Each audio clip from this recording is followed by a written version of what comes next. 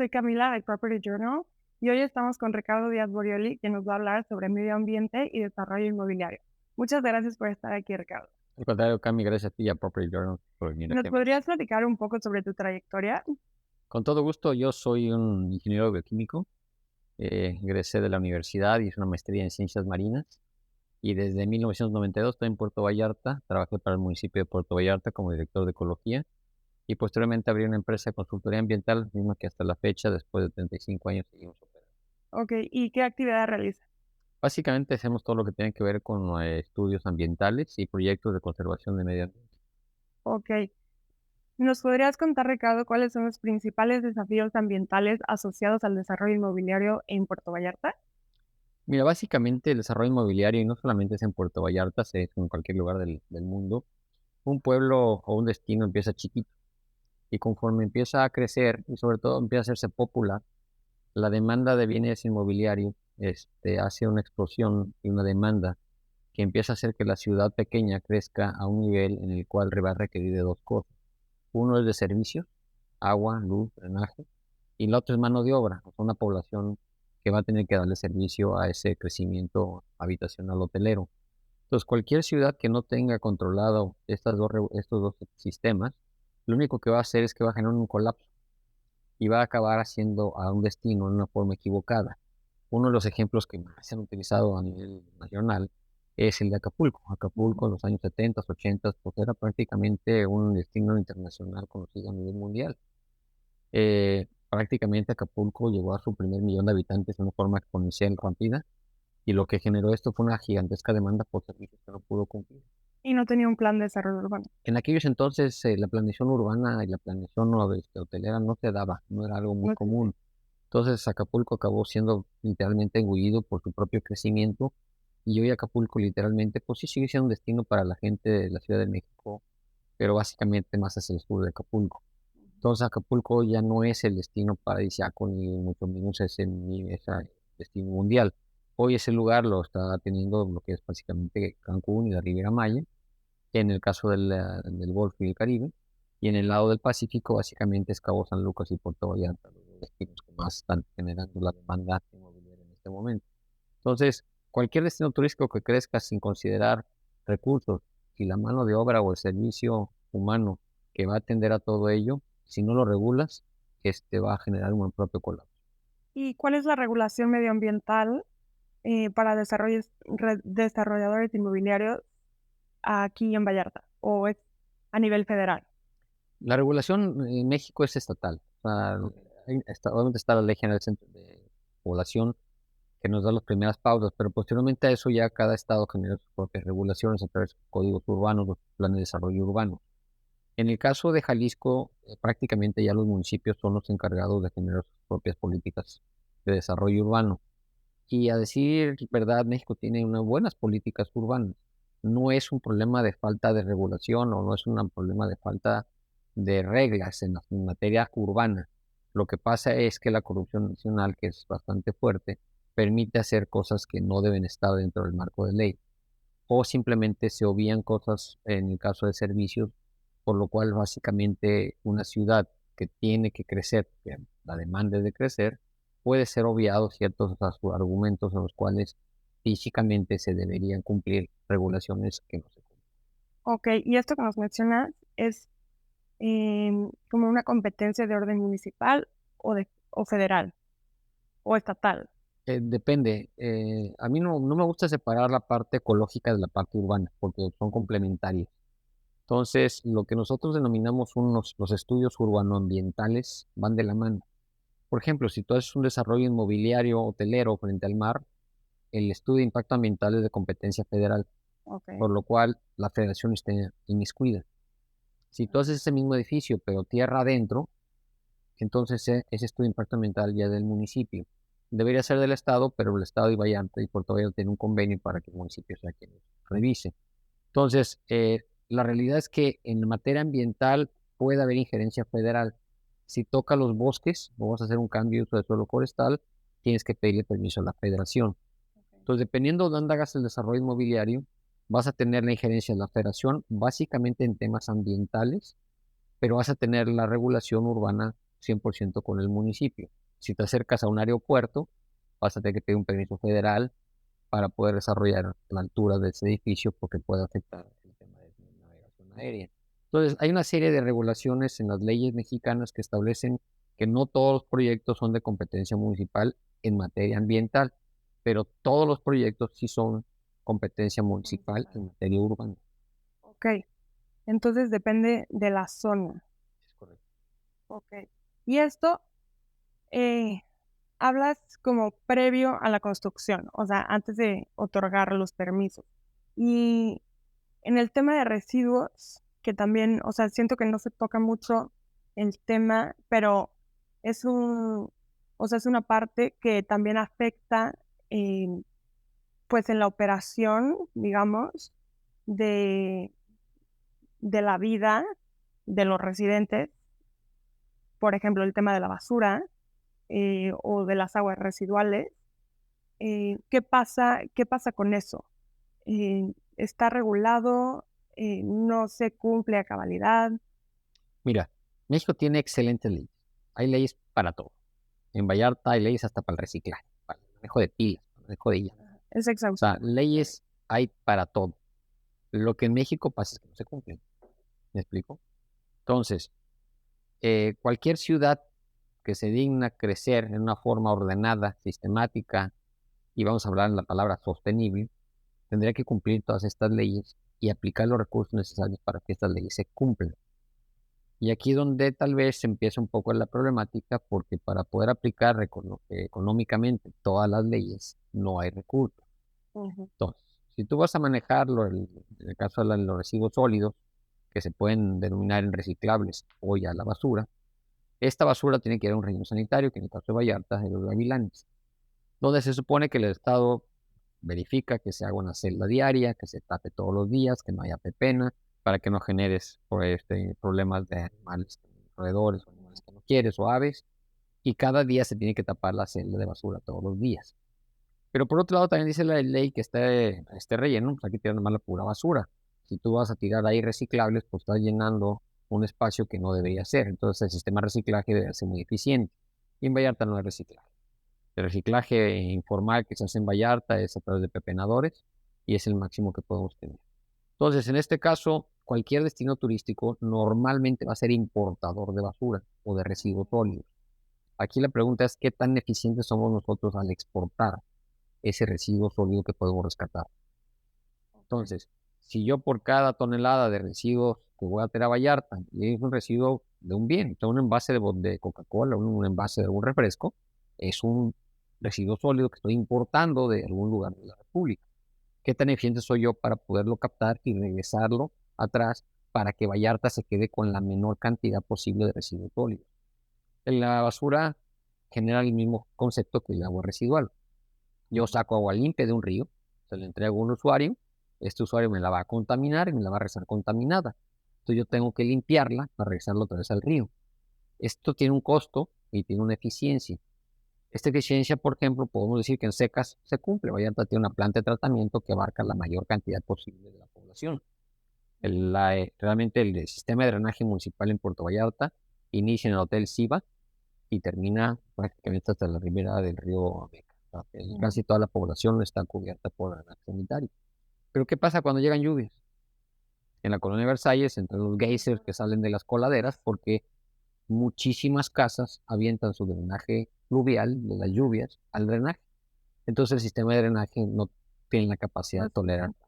Entonces, estas son situaciones en las que una ciudad que debería ser sustentable o sostenible no lo es en lluvias. Entonces yo tendría que decirle a la autoridad que en lluvias tienen que hacer una nota de calidad de agua en el océano para que la gente y el turista no nade. Claro. Porque el día siguiente una gran tormenta, la costa de Vallarta está llena de agua residual que se desbordó del drenaje sanitario. Claro. Pero no pasa. Entonces, estas situaciones lo único que generan es que Vallarta, te puedo yo decir, que intenta ser un destino sostenible, pero su crecimiento le está ganando y la regulación gubernamental no está llegando a un nivel en el que podemos estar tranquilos de que confiemos que nuestras autoridades están haciendo lo más que se puede para lograr que no tengamos un destino contaminado. O sea, tú dirías que estamos rebasados por el Completamente. crecimiento. completamente. y viene desde el origen, no en cuanto a la regulación, sino a la aplicación de la norma. No, yo creo que viene Porque de la voluntad del gobernante. O sea, las nuevas leyes urbanas de Vallarta que se autorizaron en el año 2020 eh, incluyeron un nuevo factor que se llama el ICUS. El ICUS es un grado mayor de densidad sobre el mismo terreno en construcción en metros cuadrados. Entonces, para dar un ejemplo sencillo, si yo puedo hacer 5 pisos y le compro el ICUS al municipio, ahora puedo hacer 7 pisos.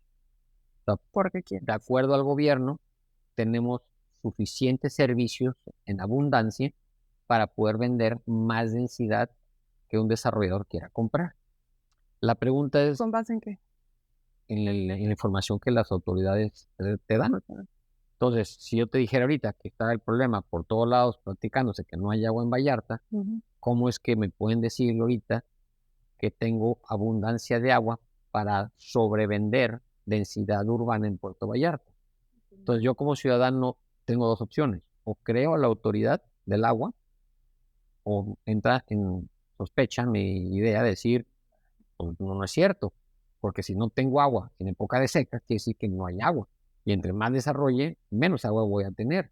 Entonces, mi sistema de captación de agua potable para la población existente y futura, de 10 años, está garantizada. Y ahí es donde viene la omisión, porque la realidad es que no lo sé, los ciudadanos no lo sabemos. La autoridad dice que sí hay, por eso en la norma puede sobrevender densidad. La realidad a los ciudadanos es que nos entra la duda si realmente. Entonces, ¿cuánto le queda a la planta de tratamiento en secas? En secas que el tubo se va llenando, ¿cuánto le queda de volumen ese tubo Ujú. para el tema del drenaje? Comisión Federal nunca ha sido problema. Comisión nomás cambias cables, metes más cables y la luz nunca ha sido un tema de eficiencia. Otro tema, por ejemplo, es las vialidades. Donde antes había una calle que tenía 6 casas, si ahora pones 6 edificios, pues simplemente quintuplicaste la población de la misma calle en vehículos. Entonces, la solución de cualquier ciudad en este momento a nivel mundial es la verticalización. Todo tiene que ir para arriba. Porque si yo no verticalizo la ciudad, lo que voy a acabar haciendo es que lo voy a expandir horizontalmente. Y a la hora que yo expando una ciudad horizontalmente, empiezo comiéndome o terrenos verdes, forestales, con vegetación, o terrenos agrícolas que son necesarios para la producción de bienes, o terrenos comerciales para infraestructura comercial. Entonces, si yo tengo la capacidad de verticalizar la ciudad, es lo idóneo. Versalles es idóneo que se verticalice. Tengo suficiente terreno, está cerca de la calle Medina Ascencio. La única pregunta es si Versalles está preparada a través de la infraestructura que el gobierno tiene que establecerle, porque el tubo de agua de la colonia Versalles original pues era un tubito para 6 casas.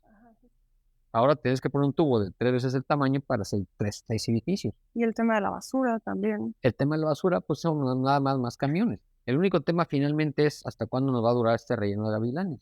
Entonces, toda esta información que se vierte en la mesa es, ¿qué voy a hacer con más coches? ¿Qué voy a hacer con más necesidad de agua? Entonces, es donde estamos preparados como ciudad, como gobierno, para que Versalles pueda recibir el edificio número 60 o 50 o 40, no sé en cuál van. Esa es la pregunta. Y si la respuesta es no, tienes que dejar de dar en Versalles, porque lo único que va a pasar es que por una intención de captar recursos económicos de licencias o de futuros prediales, lo único que estás generando es una exceso de demanda de servicios que va a generar. Versalles ahorita además es una colonia muy comercial de restaurantes. Todo el mundo quiere llegar en coche al restaurante. ¿Qué va a pasar al rato cuando las calles de Versalles, que no son de un solo sentido, que tienen doble estacionamiento, quieran llegar el triple de coches, más aparte de los habitantes de los nuevos edificios? Porque además están autorizando que no todos los departamentos por edificio tengan un cajón de estacionamiento. Entonces hay departamentos que no van a tener coche adentro del edificio. Bueno, también están abogando que la probabilidad de que sea un extranjero que no quiera coche también es posible. Entonces, son una serie de normas que se establecen en materia, primero urbanas, que luego van a impactar en materia ecológica.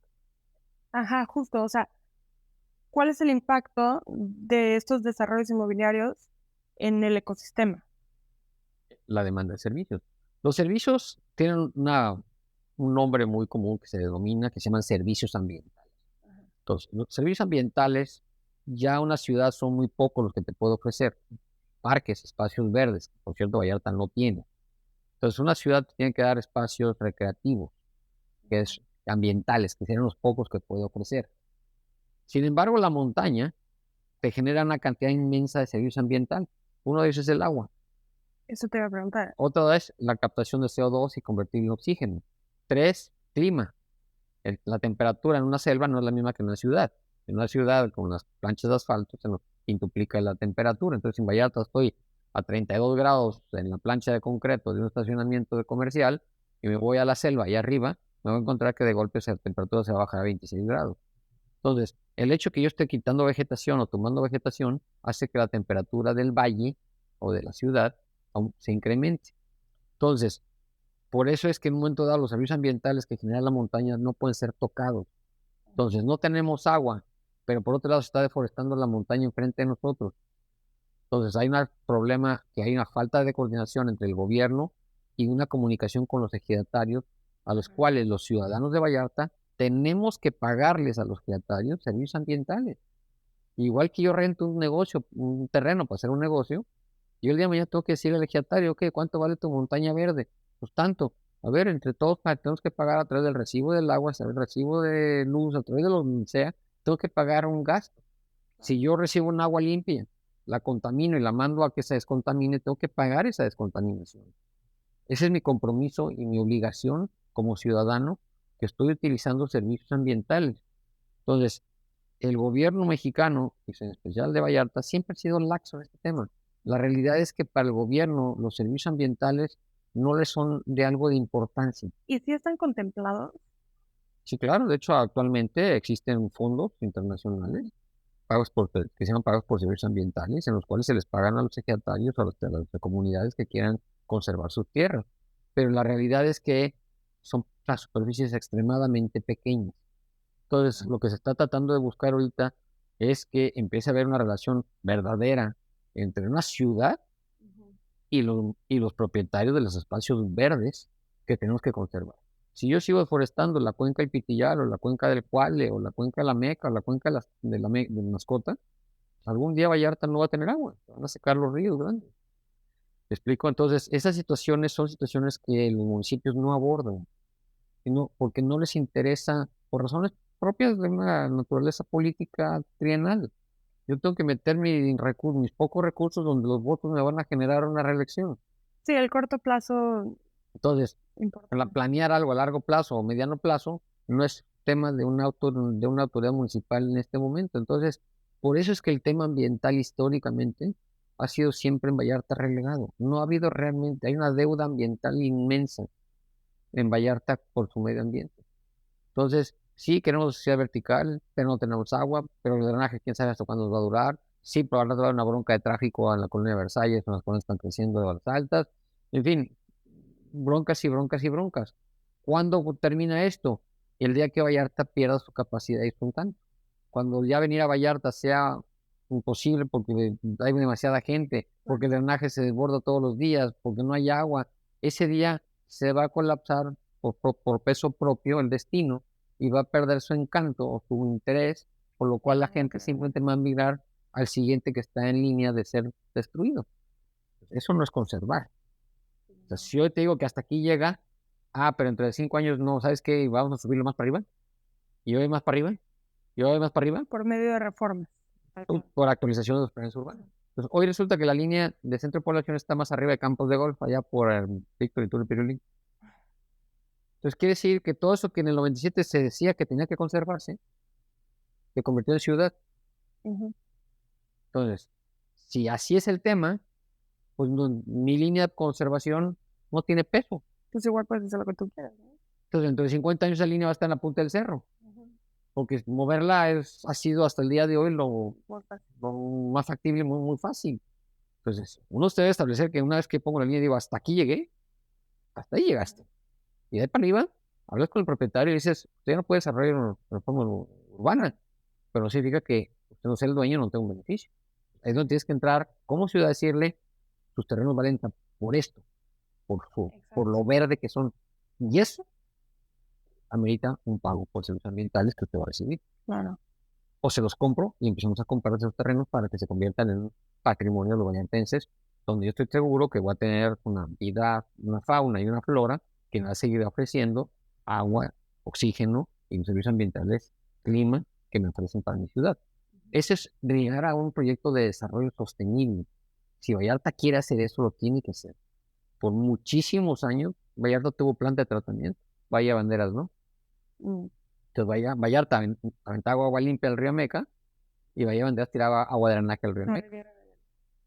lo que es hoy Riviera Nayarit. Ah, Entonces, bueno, Riviera Nayarit llega más allá de Bahía de Banderas.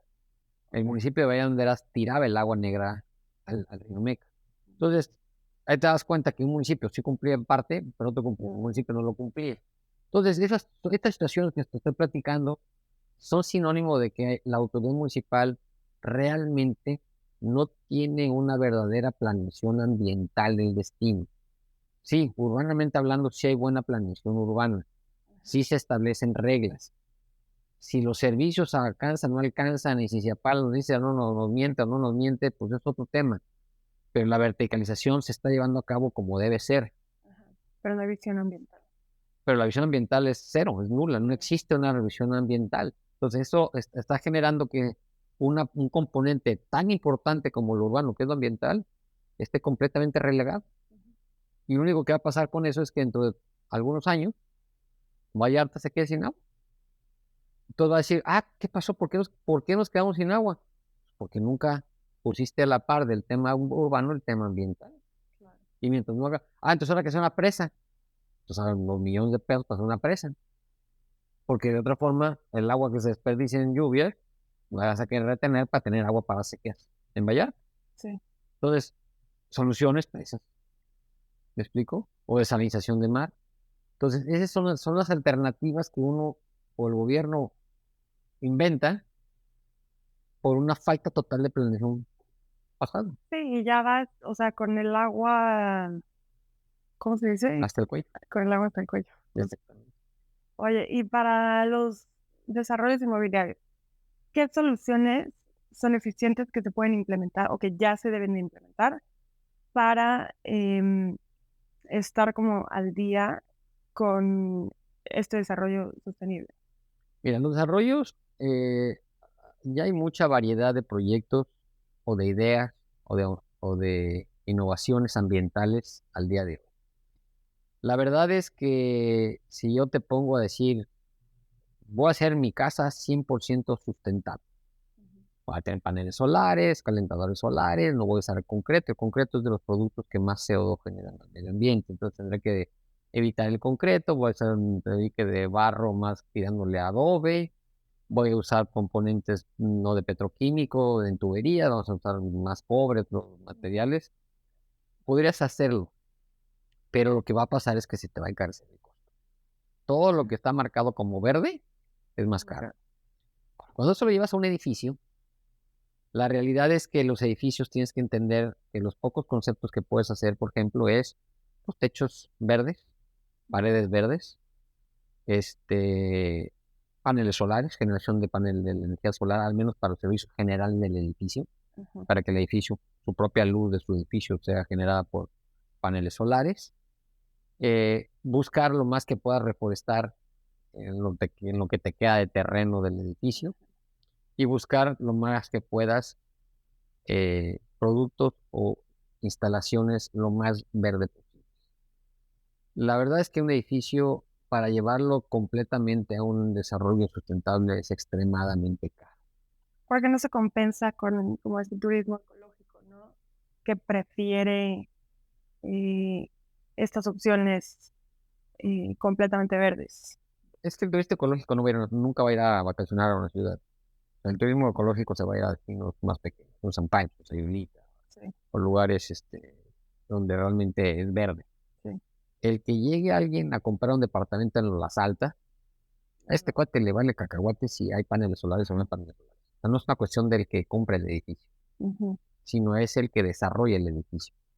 Entonces yo al menos le entrego a un futuro régimen de condominio un edificio que tiene cierta vestimenta verde, Ujú. una instalación de paneles solares para generar cierto nivel de energía eléctrica para los servicios finales del edificio y yo como desarrollador busco que tenga el complemento ambiental integrado. Te repito, si pongo paneles, pues nada más le voy a ahorrar al inquilino futuro pues, algo de dinero del recibo Sí. de luz. Entonces, no necesariamente es el que compra el condominio o el departamento, es el que te va a exigir la parte verde. Por ejemplo, yo puedo separar el agua gris del agua negra de un edificio. El agua gris la mando un tratamiento bastante sencillo, no tan complejo, y esa agua la uso para regar los espacios verdes del edificio. Ese tipo de ideas, ese tipo de proyectos se pueden hacer si el constructor está dispuesto a entrar en el tema verde. Ujú. La autoridad no te lo exige, ni te da puntos, ni te da bonos.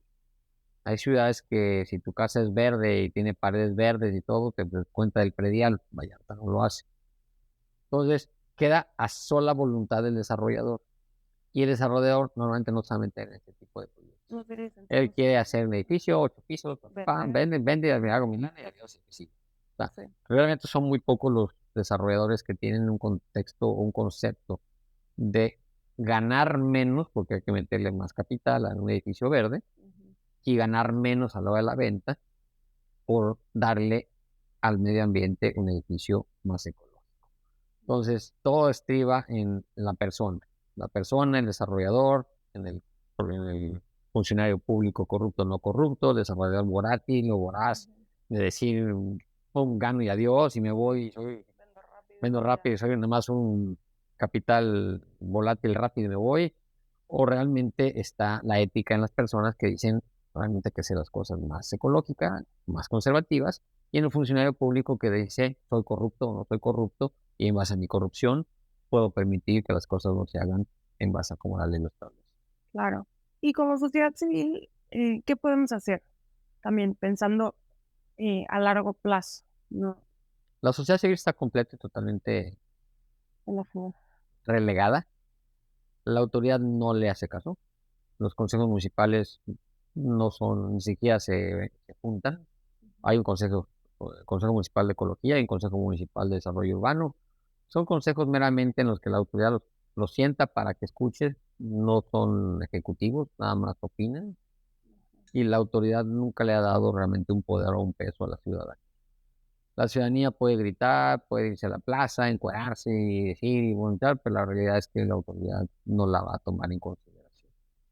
Eh, la problemática, y dos, representa una ridícula minoría. O sea, la población civil que realmente está preocupada por un medio ambiente en Vallarta, estamos hablando de cientos de gente. No creo que lleguen a miles de gente. Y la gran inmensa mayoría de la población no le interesa. Ujú. Ellos viven. Sus problemas son más importantes, o sea, tienen problemas más serios que andarse preocupando por la montaña y el verde.